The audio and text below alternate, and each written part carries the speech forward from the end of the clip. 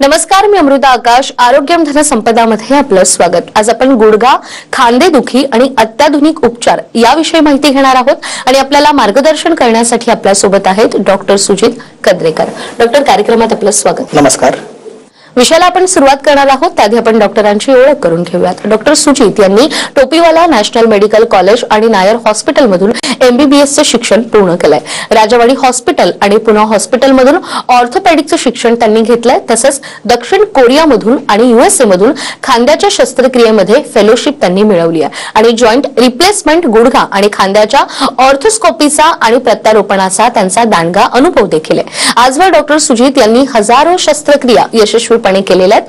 Kadrekar orthopaedic आणि physiotherapy, Wanwadi, Pune या ठिकाणी त्यांचं सेंटर आहे, ज्याचे ते संस्थापक देखील आहेत. तर पुणे हॉस्पिटलच्या सहकार्याने सुद्धा ते रुग्णांना आपली सेवा पुरवत असतात. तर डॉक्टर, थेट आता विषयाला सुरुवात करूया. सगळ्यात आधी मला सांगा की सांधेदुखी मुख्यतः गुडघ्याच्या जर आपण झिजेचा विचार केला तर ही झीज नेमकी कुठल्या कारणाने होते? खांदा हा आपला वेट बेरिंग जॉईंट म्हणतो. खूप त्याच्यावरती आपण चालणं फिरणं सगळं होत राहतं. मल्टिपल कॉजेस असतात. तरुणांमध्ये आणि वृद्धांमध्ये वेगवेगळे कारण असतात. वृद्धांमध्ये आणि तरुणांमध्ये बघितलं गेलं तर स्थूलपणा किंवा ओबेसिटी हा मेजर कॉज असतो. जेवढं वजन ह्या गुडघ्यावर पडत राहील त्याची झीज वाढत राहणार आहे. दुसरं ऑप्शन म्हणजे यंग याच्यामध्ये हाय ट्रॉमा किंवा स्पोर्ट्स इंजरीज असतात, त्याच्यामध्ये लिगामेंट जे आपल्या गुडघ्यात असतात त्याची इंजरी वारंवार होत राहते, त्यामुळे झीज वाढतो आणि सगळे त्रास वाढत जातात. आणि तिसरं म्हणजे त्यांचं आहार प्रॉपर नसेल, एक्सरसाइजेस नियमित नसेल, त्यांचं ऑक्युपेशन जसं हार्डवर्क म्हणतात, त्याच्यामध्ये खाली बसणं, उठणं, जम्पिंग ऍक्टिव्हिटी असतात, त्याच्यामध्ये वेअर अँड टेअर, झीज वाढत जाते. हे प्रमुख कारण असतात लोकांमध्ये झीज लवकर होणे आणि त्याचे प्रोग्रेस फास्ट होण्यासाठी. अगदीच. झीज नेमकी कोणत्या कारणाने होते हे तुम्ही सांगितलं, मात्र सांधेदुखीवर आपल्याकडे कोणत्या पद्धतीने उपचार देखील उपलब्ध आहेत आणि गुडघा बदल किंवा ह्याची शस्त्रक्रिया हा एकमात्र पर्याय आपल्याकडे आहे की आता वेगवेगळ्या पद्धतीने देखील आपण उपचार करू शकतो? गुडघ्याची झीज हे वेगवेगळ्या स्टेजेस मध्ये होते. आपल्यामध्ये ट्रीटमेंट आहे आम्ही म्हणतो नॉन इन्व्हेसिव्ह, म्हणजे न ऑपरेशन करता, आणि दुसरं म्हणते इन्व्हेसिव्ह. वेगवेगळे स्टेजेस असतात. म्हणजे अर्ली स्टेजमध्ये थोडी झीज व्हायला सुरू जाते, त्याचं कोटिंग थोडं खराब व्हायला लागलं. या स्टेजमध्ये ऑपरेशन हे ऑप्शन्स नाही देत आम्ही. त्याच्यामध्ये लाईफस्टाईल मॉडिफिकेशन म्हणजे वजन कमी करणं, नियमित एक्सरसाइजेस करणं, इंजरीज प्रिव्हेंट करणं, प्रॉपर डाएट करणं, exposure to sunlight, vitamin D, आहार चांगले असणं, ह्याला नॉन इन्व्हेसिव्ह म्हणतात. पण खूप लोकांमध्ये ज्यांच्यामध्ये झीज खूप जास्त असते, म्हणजे स्टेज 2, 3, 4च्या वर जातात, याच्यामध्ये ह्या सगळ्या गोष्टी काम न करून आपल्याला इन्व्हेसिव्ह एरियाज मध्ये जातात. ते इन्व्हेसिव्ह एरियाज मध्ये नुसतं सर्जरी असं नाही, खूपसे जे असतात ते इंजेक्शन्सनी होऊ शकतात. इंजेक्शन म्हणजे जसं जॉईंट मध्ये लुब्रिकेशन्स असतात, तशा प्रकारे आपण हॅलोरिनिक ऍसिड म्हणून लुब्रिकेशन्स आपण इंजेक्ट करतो, तर त्यामुळे फ्रिक्शन्स कमी झाल्यानंतर वेअर अँड टेअर कमी होऊन जातं. ह्याच्याने पण इम्प्रूव्हमेंट नाही झाली तर वेगवेगळे कारण शोधणं इम्पॉर्टंट असतं. कारण शोधण्यामध्ये इन्व्हेस्टिगेशन्समध्ये एक्सरे, MRI हे खूप इम्पॉर्टंट गोष्टी असतात. त्याच्यानंतर समज त्याच्यामध्ये आले आपल्याला की वेगवेगळे कारण, जसं यंग मध्ये म्हटलं मी, ACL लिगामेंट हे दोन्ही गुडघ्याचे हाडे जे असतात ते मांडीचा हाड, नडगीचा हाड पकडून ठेवणारे असतात. ते समज टिळलं तर सारखं पाय लपकायला लागतो. अशा स्टेजमध्ये वेअर अँड टेअर खूप वाढ असतं. यावेळी आपण त्यांना सर्जरीचं ऑप्शन्स द्यायला सुरू करतो. जसं आपण स्क्रीनवर आता बघतो आहोत, लेफ्ट साईडला आपण बघितलं गेलं की ACL लिगामेंट हे आपल्या मांडीच्या हाड नडगीच्या हाडांमध्ये जातं आणि स्टेबिलिटी मेंटेन करतं. जेव्हा टिअर होतं सारखा पाय लपकत जातो. लपकल्यामुळे एक दुसऱ्यावर हाड घासून फ्रिक्शन होऊन त्याचे वेअर अँड टेअर होतं. त्याच्यामध्ये आपण आर्थ्रोस्कोपी किंवा दुर्बिणीचं ऑपरेशनचं ऑप्शन देतो. त्यामध्ये आपण एक नवीन लिगामेंट रिपेअर करतो किंवा रिकन्स्ट्रक्ट करून. यामुळे त्यांचं जे पाय लपकणं हे कमी व्हायला लागतं, फ्रिक्शन्स कमी व्हायला लागतात. त्याच्या नेक्स्ट स्टेजमध्ये खूप वेळा होऊन जातं की वेअर अँड टेअर वाढलं असतं, पण खूप असं पण नाहीये की बोन एक्सपोज झाले असतात. अशा कंडिशन्स मध्ये आपण तुम्ही ऐकलं असेल लेझर थेरपी किंवा रेडिओ फ्रिक्वेन्सी म्हणून म्हणतो. आपण त्याच्यामध्ये कार्टिलेज स्मूथ करून घेतो. त्याच्या पुढे गेलं असेल की जेव्हा हार्ट थोडं एक्सपोज व्हायला लागतं, पूर्ण झिजला नसेल, लोकलाइज असेल, अशामुळे आपण स्टेम सेल्स किंवा कॉन्ड्रोसाइट इम्प्लांटेशन्स हे आर्थ्रोस्कोपिक वेने आपण करू शकतो. आर्थ्रोस्कोपीमध्ये 4 ते 5 mm 2 होल्स मधनं कॅमेरा थ्रू आपण निष्कर्ष पण करू शकतो आणि निदान करून त्याच्यानंतर तिचं ट्रीटमेंट पण करू शकतो. याच्यामुळे लिगामेंट्स मेंटेन राहतात, कार्टिलेज मेंटेन राहतं आणि जे वेअर अँड टेअरचं प्रोग्रेशन असतं हे आपण स्लो करू शकतो. ह्याच्या पुढे जेव्हा झीज खूपच जास्त वाढत जाते किंवा गादी फाटत जाते, गादी हे गुडघ्याचे शॉक ॲब्झॉर्बर सारखे असतात. जसं कुठल्याही गाडीमध्ये शॉक ॲब्झॉर्बर आपल्या गुडघ्यामध्ये पण शॉक ॲब्झॉर्बर असतं. जेव्हा shock absorbers wear and tear होऊन जातो की निघून जातो, तर गुडघ्याचं कोटिंग खराब व्हायला लागतं. अशा स्टेजमध्ये आपण ते मेनिस्कस रिपेअर करतो. ह्या सगळ्या गोष्टी आपण आर्थ्रोस्कोपिक वेनी किंवा दुर्बिणीतून करू शकतो. मोठं चिरफाड किंवा मसल कट करायची जरूरत नसते. फक्त 2-4 mm ते 5 mm पंक्चर होऊन आपण करू शकतो. पेशंट नेक्स्ट डे वॉकिंग असतो, आठवड्याभरात तो परत आपल्या कामाला जाणं सुरू करू शकतो. तर ऍक्टिव्हिटीज फास्ट करण्यासाठी आणि आपलं पेन कमी करण्यासाठी आर्थ्रोस्कोपिक वेनी खूप हेल्प होते. या व्यतिरिक्त तरी पण खूप पेशंट्स टाळतात, पुढे ढकलत जातात. अशा स्टेजमध्ये मोठं झीज व्हायला लागले, मग त्यावेळी डिफॉर्मिटी सुरू होऊन जातात आणि त्यावेळी प्रत्यारोपण शिवाय काही पर्याय नसतो. सो प्रत्येक स्टेजवरती डिपेंड असतं की तुमची ट्रीटमेंट लाईन कशी जाणार आहे. अगदीच पेशंटला ज्या पद्धतीनं त्रास आहे त्यानुसार त्याची उपचार पद्धती ठरवली जाते आणि ते उपचार नेमके कसे होतात हे तर तुम्ही आम्हाला सांगितलं. मात्र अनेकदा पेशंटला सुचवलं जातं की आता तुम्हाला गुडघा बदल करावा लागेल किंवा त्याची शस्त्रक्रिया आपल्याला करावी लागेल, तर त्यामध्ये नेमकं काय होतं? सो खूप वेळ असं असतं की जसं आपण म्हटलं की आपण वेळ काढतो. काही काही पेशंट्स मेडिसिन्स वरती पुढे ढकलत जातात. ते वेअर अँड टेअरचं प्रोग्रेशन खूप जास्त वाढत लागतं. अशा वेळी कुठलेही इन्व्हेजन इंजेक्शन्स आपण हेल्प करू शकत नाही आणि बघितलं गेलं तर डिफॉर्मिटी सुरू होऊन जाते. सो पायाचा वाकडापणा सुरू होऊन जातो, आतमध्ये वाकायला लागतं, बाहेर वाकायला लागतं. अशा स्टेजमध्ये कुठलीही ऑइंटमेंट, कुठलीही मेडिसिन्स हे आपल्या डिफॉर्मिटी करू शकत नाही. तर प्रत्यारोपणामध्ये आपली डिफॉर्मिटी स्ट्रेट होते, आपली जी अलाइनमेंट असते ती स्ट्रेट होऊन जाते, त्याचं वेअर अँड टेअरचं रेट कमी होऊन जातं आणि फ्लेक्सिबिलिटी आणि ऍक्टिव्हिटी वाढते. जसं आपण स्क्रीनवर बघतो त्याच्या एक्सरेज मध्ये जेव्हा ज्यांची डिफॉर्मिटी खूप झाली असते त्याच्या एक्सरेज मध्ये बोनवर बोन टच म्हणतात आपण. ह्याच्यामध्ये म्हणतो बोन ऑन बोन डिसीज, म्हणजे मध्ये कार्टिलेज मध्ये कोटिंग राहिलंच नाहीये आणि बोन एक दुसऱ्यावर टच व्हायला सुरू झालं. अशा स्टेजमध्ये कुठलीही इंजेक्शन्स किंवा आर्थ्रोस्कोपिक सर्जरीज एवढं हेल्प करू शकत नाही, कारण आतमध्ये काही राहिलं नाहीये. अशा वेळी आपण त्याच्यावरती कॅपिंग लावतो. आता खूप वेळा लोकांना वाटतं की गुडघा बदलणं म्हणजे गुडघा काढून त्याच्या खाली मेटल काही लावतो का, तर ते असं नसं करून आपण फक्त त्याच्यावरची कॅपिंग चेंज करतो. जो डिझीज पार्ट आहे, जो आर्थेटिक पार्ट आहे, त्याच्या आपल्याला स्मूथ करून त्याच्यावरती कॅप्स ठेवून जातात.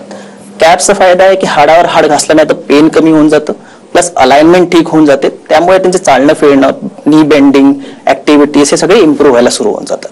अगदीच आपल्या हॉस्पिटलमध्ये या सगळ्या आजारांवर उपचार केले जातात, ऑपरेशन्स देखील होतात, तर आपल्या हॉस्पिटल बद्दल देखील काय सांगाल? सो पुणे हॉस्पिटलमध्ये बघायला गेलं तर लॅमिनर फ्लो, हे ओटी, इन्फेक्शन प्रिव्हेन्शन्स, अत्याधुनिक ICU या सगळ्या गोष्टी इम्पॉर्टंट असतात. कारण जे आर्थरायटिस पेशंट जे असतात हे एल्डरली पेशंट असून त्यांच्यामध्ये ब्लड प्रेशर, शुगर ह्या सगळ्या आजारी असतात.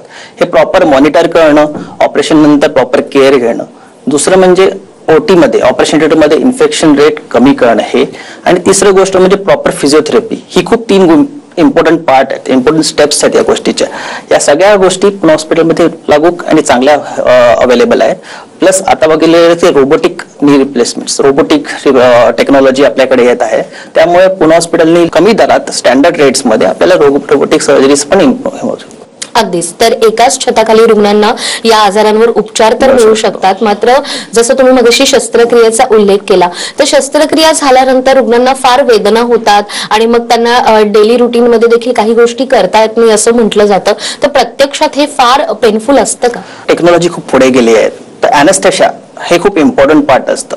आता अॅनेस्थेशियामध्ये जसं सर्जरीमध्ये रोबोटिक्स झाले, तर अॅनेस्थेशियामध्ये खूप इम्प्रूव्हमेंट झाले. त्यामुळे सोनोग्राफी गायडेड आपण फक्त नर्व ब्लॉक करतो. आपल्या पायामध्ये सेन्सरी म्हणजे स्पर्शवाले आणि मोटर नर्व्स असतात. तर अॅनेस्थेशियाप्रमाणे नुसतं सेन्सरी नर्व्स ब्लॉक केले की पेन कमी होऊन जातं आणि मोटर नर्व ब्लॉक म्हणजे हालचालीची नर्व ब्लॉक नाही केले असल्यामुळे ऍक्टिव्हिटीज लवकर सुरू करू शकतो. जर आपण स्क्रीनवर बघितलं तसंच एक सर्जरीचा पेशंट आहे. त्यामध्ये आपण लेफ्ट मध्ये बघितलं गेलं की त्यांच्यामध्ये बाक खूप आहेत. तसंच राईट मध्ये दुसऱ्या दिवशी, ऑपरेशनच्या दुसऱ्या दिवशी आपण उभा राहणं सुरू करतो, वॉकरनी चालायला सुरू करून जातो. ह्याच्यामुळे काय होतं की त्यांची ऍक्टिव्हिटीज मसल्स हेल्प होऊन जातो. प्लस रोबोटिक आणि सर्जरीज प्रमाणे इन्सिजन खूप कमी झाले असतात, मसल आपण कट करत नाही, म्हणून ऍक्टिव्हिटीज लवकर करू शकतो, बेंडिंग लवकर सुरू करू शकतो, वेट बेरिंग म्हणतो ते. आणि प्लस अॅनेस्थेशियाचा इफेक्ट आपण जसं केलं की पेन कमी झाल्यामुळे पेशंट पण खुश असतो, ही स्टार्ट वॉकिंग फास्ट. तसंच आता प्रश्न असतो की बेंडिंग कधी सुरू करतात. तर आपण बघितलं गेलं या स्क्रीनवरती लेफ्ट साईडला ड्रेन आहे. ड्रेन म्हणजे आपण आतमधले साखळलेलं रक्त काढतो, हे सेकंड डेचं डे आहे. त्यामुळे बेंडिंग ऑलमोस्ट अराउंड 90 डिग्रीज पर्यंत होतो. तर बेडच्या एजला आपल्याला बसवायला सुरू करतो, प्लस मुवमेंट सुरू करून घेतो. प्लस सुपरवाइज फिजिओथेरपी खूप इम्पॉर्टंट असते. तुमच्या फिजिओथेरपिस्टवरती खूप डिपेंड असतं. त्यामुळे ते ऍक्टिव्हली सुरू केल्यानंतर त्यांचं बेंडिंग ऑलमोस्ट 90 to 100 डिग्रीज दुसऱ्या दिवशी सुरू होऊन जातं. अगदीच. ते हे काही रुग्णांचे जसे अनुभव आहेत हे तुम्ही सांगितले की कशा पद्धतीनं आपल्याकडे रुग्ण येतात आणि त्यांच्यावर उपचार केले जातात. मात्र शस्त्रक्रिया झाल्यानंतर रुग्णांचा असाही प्रश्न असतो की पूर्वीसारखी आम्ही आमची जीवनशैली जगू शकतो का, किंवा साधा अगदी प्रश्न की आम्ही मांडी घालून जेवायला खाली बसू शकतो का. तर अशा आपल्या रुग्णांना काय सांगा? सो आता जे टेक्नॉलॉजी प्रमाणे आहे, हाय फ्लेक्शन मी हे वापरतो. तसंच आपण स्क्रीनवर बघतो, स्क्रीनवरती खूप तुमचे प्रश्न होऊन जातील. हे पण एक अराउंड 60-70 वर्षाच्या आहेत. पहिला प्रश्न असतो की जिना चढणं कधी सुरू होऊन जातं. तर काठीच्या किंवा हेल्पनी अराउंड 1 month मध्येच ते कम्फर्टेबली जिना चढणं सुरू होऊन जातं. दुसरं हाय फ्लेक्शन नी असल्यामुळे मांडी वगैरे घालणं महिनाभरात सुरू होऊन जातं. तर आपलं मांडी घालण्यासाठी बेंडिंग अराउंड 120-130 डिग्रीज. तर हे नवीन जे इम्प्लांट्स आहेत याच्यामध्ये कर्वेचर्स प्रमाणे किंवा फ्लेक्शन प्रमाणे अराउंड सेकंड डेला 90 डिग्रीज असतं आणि महिन्याभरात अराउंड 130 to 140 डिग्रीज अचीव्ह होऊन जाते. त्यामुळे ऍक्टिव्हिटी वाईज पण खूप फास्ट होऊन जातं नवीन टेक्नॉलॉजी, नवीन इम्प्लांट्स आल्यामुळे. अगदीच. आणि गुडघाबद्दलची शस्त्रक्रिया याबद्दल जे तुम्ही सांगतायत, तर यामध्ये देखील आधुनिक पद्धतीने आपण आता उपचार करू शकतो का, आणि तेही आपल्या हॉस्पिटलमध्ये उपलब्ध आहेत का? हो, पुणे हॉस्पिटलमध्ये उपलब्ध आहे. जसं आधुनिक म्हटलं तसं रोबोटिक हे नवीन गोष्टी आलेली आहेत. फायदा रोबोटिकचा हाच आहे की अॅक्युरेसी, प्रिसिजन खूप इम्पॉर्टंट असतं. कमी बोन कट होणं, कमी मसल्स कट होणं, त्यामुळे पेन कमी होणं, ब्लिडिंग कमी होणं. मसल्स आणि बोन कट न केल्यामुळे ऍक्टिव्हिटीज, फ्लेक्सिबिलिटी इमिजिएटली होणे आणि बॅक टू नॉर्मसी. प्रत्येकाचं असतं की आम्हाला सुट्टी किती दिवस घ्यायची असतात. या टेक्नॉलॉजी प्रमाणे लोकांची सुट्टी कमी होऊन जाते, back to activities, back to work fast होऊन जातं. आजकाल बघायला गेलं की यंग इंडिव्हिज्युअल्स मध्ये पण आर्थायटिक चेंजेस आहे. सो कामापासून सुट्टी घेणं म्हणजे खूप इकॉनॉमिकल लॉस होणं हे इम्पॉर्टंट असतं. ते कमी केल्यामुळे, बॅक टू वर्क गेल्यामुळे त्यांचे इकॉनॉमिकल लॉस पण कमी व्हायला सुरू होऊन जातो. अगदीच. तर डॉक्टरांनी सांगितल्याप्रमाणे आता गुडघा किंवा खांदेदुखी यासाठी अत्याधुनिक उपचारांसोबतच आता रोबोटिक पद्धतीने देखील उपचार होतात आणि कमीत कमी वेळेमध्ये उपचार घेतल्यानंतर रुग्ण पुन्हा आपलं जे आयुष्य आहे ते पूर्ववत जगू शकतो. त्यामुळे या ट्रीटमेंटसाठी जर तुम्हाला अधिक माहिती हवी असेल तर स्क्रीनवर तुम्हाला नंबर दिसतोय. या नंबरवर संपर्क साधून या संपूर्ण उपचारांविषयी तुम्ही डॉक्टरांकडून आणखी माहिती घेऊ शकता. आपण या विषयाबद्दल डॉक्टरांकडून आणखीनही जाणून घेणार आहोत एका छोट्याशा ब्रेक नंतर.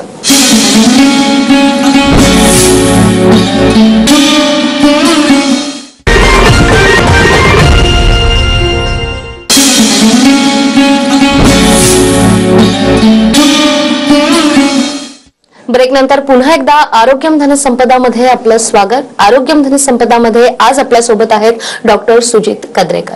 डॉक्टर, ब्रेकवर जाण्यापूर्वी जसं तुम्ही सांगितलं की कशा पद्धतीने आता रोबोटिक तंत्रज्ञान आहे, जसं डॉक्टरांना आणि अर्थात रुग्णांना देखील मोठ्या प्रमाणात फायदा होतो. मात्र हे अत्याधुनिक तंत्रज्ञान असल्यामुळे रुग्णांना समजावून सांगणं की आता तुमच्यावर आम्ही रोबोटिक पद्धतीने उपचार करणार आहे, हा किती मोठा टास्क आहे आणि याचे फायदे तुम्ही आपल्या रुग्णांना कसे समजावून सांगाल? सो सर्जरीच्या अगोदर जी तयारी असते त्याला आपण प्री ऑप काउन्सिलिंग म्हणून म्हणतो. पेशंटला समजवणं की काय बेनिफिट्स आहे, काही फायदा नाहीये. प्लस आम्ही पेशंटशी बोलायला पण लावतो ज्यांची सर्जरी झालेली आहे. त्यामुळे काय होतं की पेशंट प्रवृत्त होतं की आपण लवकर ऑपरेशन करू. ऍक्टिव्हिटीज बघितल्यानंतरच त्यांची भीती निघून जाते. खूप वेळा बाजूनी ऐकले असतात की काही नाही कॉम्प्लिकेशन झाल्याशिवाय, पण समोरासमोर पेशंटशी बोलणं झालं असेल तर त्यांची भीती निघून जाते. तर ही प्री ऑप काउन्सिलिंग आम्ही करतो. प्लस फिजिओथेरपी सुरू करतो आपण काही दिवसा अगोदर, ताकी त्यांची फ्लेक्सिबिलिटी वाढत जावी, प्लस कंटिन्यू करता येतं. त्यामुळे रोबोटिक्सचं बेनिफिट जसं आपण मगाशी डिस्कस केलेलं की कट आणि मसल कट कमी केल्यामुळे फ्लेक्सिबिलिटी राहते, स्टिफनेस कमी होऊन जातो आणि पेन कमी होऊन जातो. आणि सांधेबद्दल जी शस्त्रक्रिया आहे तर त्यासाठी कोणत्या प्रकारचे सांधे देखील योग्य असतात, आणि मग हे सांधे आपण रुग्णाला लावल्यानंतर साधारण त्याचं आयुष्य नेमकं किती असतं? सो आतापर्यंत जे इम्प्लांट्स आलेले आहेत त्याला कोबाल्ट क्रोम ॲलोय म्हणून म्हणतो. ते अराउंड 20 ते 25 वर्षापर्यंत काही इश्यू होत नाही. पण आता काही वर्षापासून बघितलं गेलं की यंग एज मध्ये किंवा तरुणांमध्ये पण आर्थायटिक चेंजेस खूप व्हायला लागले, त्यांची ऍक्टिव्हिटीज खूप कमी व्हायला लागली. तर आता खूप टेक्नॉलॉजी प्रमाणे ऑक्सिनियम म्हणून नवीन इम्प्लांट आले आहेत, त्याचे लाईफ अराउंड 30 इयर्स प्रमाणे ड्रॅग होऊ शकतात. म्हणून तरुणांमध्ये झालं असं आपण एक्सपेक्ट करू शकत नाही की आता तुम्ही अजून 10 वर्ष दुखणं सहन करा आणि नंतर मग तुम्ही करा. त्यामुळे मार्केटमध्ये आलेले ऑक्सिनियम किंवा झिर्कोनियम ऑक्साईड म्हणून हे जे आहेत हे आपण एल्डरली मध्ये नाही, पण यंग इंडिव्हिज्युअल्समध्ये पण नी रिप्लेसमेंट करू शकतो आणि त्याची ऍक्टिव्हिटीज फास्ट इम्प्रूव्ह होऊ शकतात. अगदीच. आणि आपण म्हणतो की आता गुडघ्याबद्दल तुम्ही सांगितलं, मात्र अनेकदा खांदेदुखीचा देखील लोकांना मोठ्या प्रमाणात त्रास होतो. बदलती जीवनशैली, बैठी जीवनशैली, यामुळे ऑफिसचं ठिकाण असेल किंवा एकाच ठिकाणी 7-8 तास बसणं, यामुळे आजकाल खांदेदुखीचं प्रमाण वाढत चाललंय. तर यामागे तुम्हाला नेमकी काय कारणं वाटतात? खांदा हा आपला तिसरा मोठा जॉईंट आहे आणि तिसरा मोठा जॉईंट आहे ज्याच्यामध्ये वेअर अँड टेअर होऊ शकत असते. तिसरं म्हणजे डायबिटीज किंवा हायपरटेन्शन, या गोष्टीमुळे आपले मसल्स खूप स्टिफ व्हायला लागतात. तर तुम्ही बघितलं गेलं की एल्डरलीज मध्ये काही रिझन नसतानाही फ्रोझन शोल्डर हे डेव्हलप व्हायला सुरू होऊन जातो. पण हे रिझन नसतं, त्यांना खूप वेळ डायबिटीज अनकंट्रोल असेल, त्यांची ऍक्टिव्हिटी खूप हेवी असेल, मसल स्ट्रेंथनिंग एक्सरसाइजेस काही नसल्यामुळे हेवी काम केल्यानंतर मसल्स, जे शोल्डरचे मसल्स आहेत त्याच्यावरती एक्सेसिव्ह स्ट्रेन पडून हे मसल टिअर व्हायला सुरू होऊन जातात आणि त्याच्यानंतर हालचाल कमी झाल्यामुळे फ्रोझन शोल्डर डेव्हलप होतात. प्लस तुम्ही बघितलं गेलं की वृद्धांमध्ये किंवा एल्डरलीज मध्ये खाली बसून उठताना पाय मांडीमध्ये किंवा पायामध्ये ताकद नसल्यामुळे ते हातावर जोर देऊन उठत जातात. पूर्ण बॉडीचा प्रेशर तुम्ही हातावर टाकायला लागला तर हे मसल टिअर्स व्हायला लागतात. मसल टिअर झाल्यामुळे ऍक्टिव्हिटी कमी होऊन जाते, रिस्ट्रिक्शन जास्त वाटतात, पेनफुल ऍक्टिव्हिटीज होऊन जातात टिअर असल्यामुळे. मग दैनंदिन जीवनामध्ये जे काम करतात, जसं केस बांधणं किंवा ड्रेस घालणं किंवा कपाटून कपाकीट काढणं, या सगळ्या ऍक्टिव्हिटी डिफिकल्ट व्हायला लागतात. प्लस ड्रायव्हिंग डिफिकल्ट होतं. अशा वेळी मग नंतर नुसतं औषधांनी होत नाहीत. फिजिओथेरपी खूप इम्पॉर्टंट गोष्ट असते.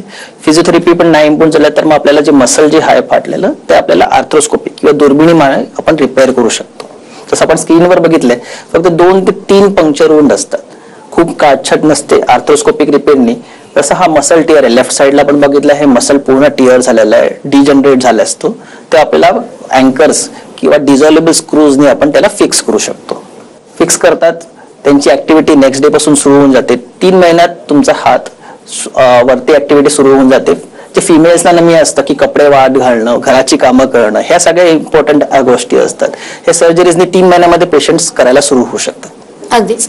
हे तर तुम्ही सांगितलं की कशा पद्धतीने हे उपचार होतात आणि अगदी ज्यांचं वय जास्त आहे त्यांनाही या शस्त्रक्रियेचा फायदा होतो. मात्र काही वेळेला अपघातामध्ये अगदी तरुण मुलांना आपल्या अवयवांना गमवावं लागतं आणि मग त्यानंतर शस्त्रक्रिया होते किंवा अगदी खुबा सांधा बदलावा लागतो. तर या बाबतीत देखील हे ऑपरेशन करणं योग्य आहे का आणि तरुणांना मग याचा किती फायदा होऊ शकतो? सो तरुणांमध्ये पण जसं असं आपण नी मध्ये बघितलं की एसीएल टिअर होतात, तसंच वारंवार सांधा निखळण्यामुळे शोल्डरचं लिगामेंट फाटून जातं. निग्लेक्ट केलेलं सांधा निखळणं, ह्याच्यामध्ये वेअर अँड टिअर, बोनवर बोन घासून घासून त्याचं पण आर्थरायटिस सुरू होऊन जातं. सेकंड इज खूप वेळा एल्डरलीज मध्ये की सर्जरीला घाबरून ते निग्लेक्ट करतात. आपण जसं स्क्रीनवर बघतो तसं वेळ निघून जातात.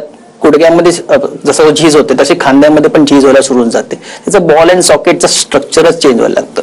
त्यामुळे ऍक्टिव्हिटीज कमी होऊन जातात, हालचाल कमी होतात, सिव्हिअर पेन सुरू होतात. तो सर्जरीचा बेनिफिट एकच आहे की लाईफस्टाईल, जे लाईफस्टाईल आहे ते पेन फ्री आणि स्वतः जगता आलं पाहिजे, सगळ्या ऍक्टिव्हिटीज करता आल्या पाहिजेत. अशामध्ये जसं गुडघ्याचं प्रत्यारोपण होतं तसं शोल्डर जॉईंट मध्ये पण नवीन इम्प्लांट्स आले असतात. त्याच्यामध्ये आपण बॉल आणि सॉकेट ह्याचं रिप्लेसमेंट करून त्यांची ऍक्टिव्हिटीज इम्प्रूव्ह करू शकतो, त्यांना पेन फ्री लाईफ देऊ शकतो आपण. अगदीच. मात्र खांदाबद्दल ही जी शस्त्रक्रिया आहे ती एकदा झाल्यानंतर पुन्हा पूर्वीसारखं क्रियाशील जगणं हे त्या रुग्णाला नेमकं किती शक्य आहे? त्यांचं पेन हे पहिला कमी झाल्यानंतर त्यांना बी मोटिवेट होतात की ऍक्टिव्हिटीज करणं. खूप वेळा लोकांनी किती सर्जरीला पुढे ढकललं, त्याप्रमाणे मसल्स किती वीक झाल्या त्यावरती रिकव्हरी प्रोसेस असतं. So post of operative physiotherapy खूप इम्पॉर्टंट गोष्ट असते. एक्सरसाइजेस केल्यानंतर मसल स्ट्रॉंग झाल्यानंतर पूर्वभूत जे ऍक्टिव्हिटीज आहे सगळे सुरू होऊ शकतात. पण प्रॉपर वेळेवर प्रॉपर टाइम मध्ये करणं खूप इम्पॉर्टंट असतं की किती वेळ लावायला लागला ती मसल्स वीक होऊन जातात आणि ते मसल्स रिकव्हरीला टाइम लागू शकतो. सो प्रॉपर टाइमला केलं असलं तर ऍक्टिव्हिटीज फास्ट रिकव्हर होऊन जातात. तुम्ही नॉर्मल जे डे टू डे ऍक्टिव्हिटीज आहे हळूहळू लवकर सुरू करू शकता. अगदीच. पोस्ट कोविड जर आपण बघितलं तर अनेक रुग्णांनी स्टेरॉइड घेतलेत किंवा हेवी डोस घेतलेत आणि त्यांना देखील आता खुबा बदलावा लागतो किंवा सांध्या संदर्भात काही ना काही अडचणी त्यांना येतच असतात. तर असे पेशंट जेव्हा आपल्याकडे येतात आणि सध्या त्या पेशंटचा जर इश्यू आपण पाहिला तर याबद्दलही काय सांगाल? सो खूपसे पेशंट जे येतात ते आफ्टर कोविड स्टिरॉइडमुळे नसल्या पण इन्फेक्शनमुळे आपले मसल्स वीक झाले असतात, बोन सॉफ्ट झाले असतात. त्यामुळे तर पहिलं आपले लाईफस्टाईल मॉडिफिकेशन करणं खूप इम्पॉर्टंट असतं. नियमित एक्सरसाइज करणं, सनलाईटला exposure, proper activities, daily walking, या सगळ्या गोष्टी केल्या पाहिजेत. वेट रिडक्शन हे खूप इम्पॉर्टंट आहे. स्टिरॉइड्स तर एक आहेच गोष्ट, पण खूपसे कोविडमध्ये ऍक्टिव्हिटी नसल्यामुळे वजन वाढलेलं असतं, त्यामुळे वेट रिडक्शन खूप इम्पॉर्टंट गोष्ट असते. आणि प्रॉपर फिजिओथेरपी करून एक्सरसाइज करणं. खूपसे असतात की अनसुपरवाइज एक्सरसाइज कोणीतरी सांगितलंय म्हणून एक्सरसाइज सुरू करणं, ते हार्मफुल जास्त असतात, त्याच्याने मसल टिअर होतात. तर एक फिजिओथेरपिस्टकडे सुपरवाइज जाऊन एक्सरसाइज शिकून घ्यावे आणि तुमच्यासाठी कस्टमाइज म्हणतो, म्हणजे प्रत्येक पेशंटसाठी प्रत्येक सेम एक्सरसाइज नसतात, तर तुमच्यासाठी कस्टमाइज एक्सरसाइज करून घेतलेली खूप इम्पॉर्टंट गोष्टी असतात. अगदीच. जाता जाता जे प्रेक्षक आता आपल्याला पाहतायत आणि ज्यांना गुडघा, खुबा किंवा खांदेदुखी आहे, त्यांना तुम्हाला काही सल्ला द्यायचा आहे का? सल्ला हेच आहे, लाईफस्टाईल मॉडिफिकेशन खूप इम्पॉर्टंट गोष्ट असते आणि प्रॉपर टाइम वरती डॉक्टरला जाऊन त्याचं निदान करणं, त्यांचा जो प्रॉब्लेम आहे त्याचं निदान करणं खूप इम्पॉर्टंट गोष्ट असते. त्यामध्ये वेळ घालवत राहिलं तर निदान नंतर रिकव्हरी प्रोसेस किती स्लो होईल हे सगळं डिपेंड आहे की तुमचे मसल्स किती वीक असतात, तुमचे वेट किती आहे आणि तुमची ऍक्टिव्हिटी किती आहे. म्हणून प्रॉपर टाइम वरती जाऊन डॉक्टरना दाखवणं, त्याचं निदान करणं आणि एक्सेप्टन्स, म्हणजे ज्यावेळी सर्जरीची जरूरत आहे तुम्ही एक्सेप्ट करावं की आता मला सर्जरी करून मला लवकर बरं व्हायचंय, हे ध्यानात घेतलेलं खूप इम्पॉर्टंट गोष्ट आहे. अगदीच. तर डॉक्टरांनी सांगितल्याप्रमाणे गुडघा किंवा खांदेदुखी हा आजार जर तुम्हाला जाणवत असेल तर त्वरित डॉक्टरांकडे जाऊन निदान करणं हे गरजेचं आहे, जेणेकरून लवकरात लवकर आपण या आजारांवर मात करून आनंदी जीवन जगू शकतो. आणि यासाठी जर तुम्हाला अधिक माहिती हवी असेल तर स्क्रीनवर तुम्हाला नंबर दिसतोय, या नंबरवर फोन करून या उपचारांबद्दल तुम्ही डॉक्टरांकडून अधिक माहिती घेऊ शकता. डॉक्टर, आज तुम्ही ते आलात आणि या संपूर्ण उपचारांबद्दल, अत्याधुनिक तंत्रज्ञानाबद्दल आम्हाला माहिती दिली. तुमचे खूप खूप आभार. थँक्यू. त्याचबरोबर आरोग्यम धनसंपदामध्ये वेळ झाली आहे इथेच थांबण्याची. पुन्हा भेटूया अशाच एका नव्या विषयासह. तोपर्यंत नमस्कार.